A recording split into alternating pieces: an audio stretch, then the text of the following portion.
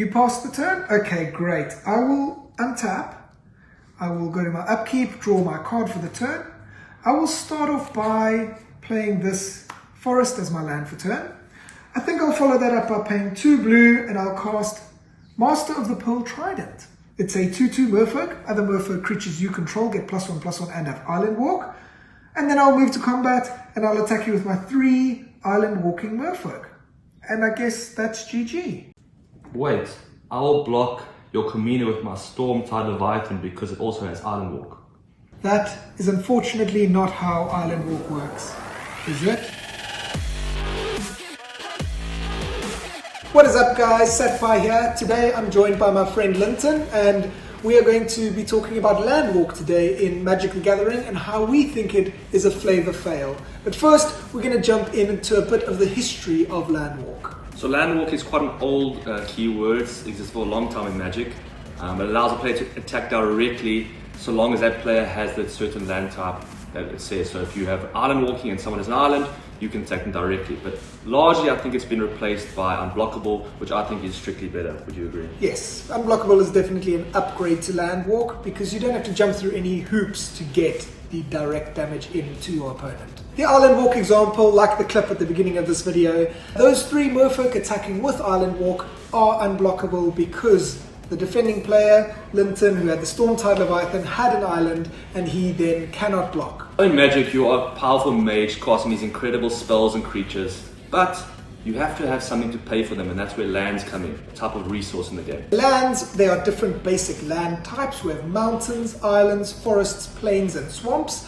And these are, you can imagine them as giant expanses of land that you draw power from. You draw mana from these lands and then you power yourself up so you can cast these powerful spells and awesome creatures. There are also certain creatures in the game that synergize with specific land types. So for example, goblins, they synergize very well with mountains, right? You can imagine goblins living in mountains, or sea monsters, giant creatures swimming in the ocean, so they work very well with islands. There are many creature types that are like this. Elves, for example, love forests.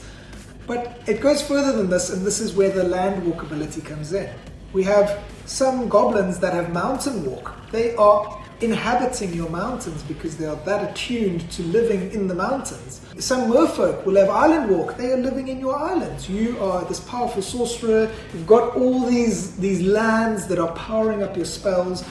And are your merfolk going to be in the mountains? No, they're going to be in your islands because they are tuned to the islands. To link these together, the land walk and the flavor of creatures with land walk in Magic the Gathering.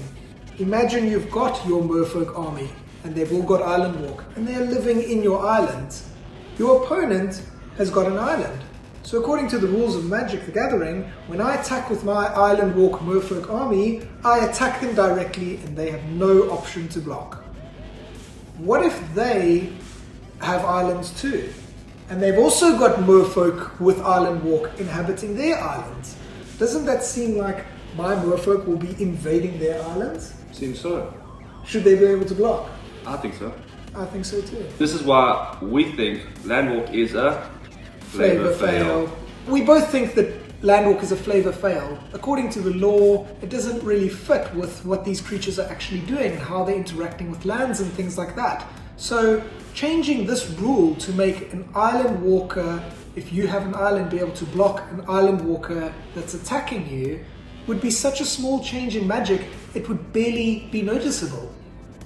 Having a little bit more interaction, even if it's a small, slightest incident, I think would be better for the game in general. You have more say over what you are doing on your board, how you interact with attackers, and it fits more with the law on how things are happening in Magic, and I think it would just be a great change overall. What do you think? I agree.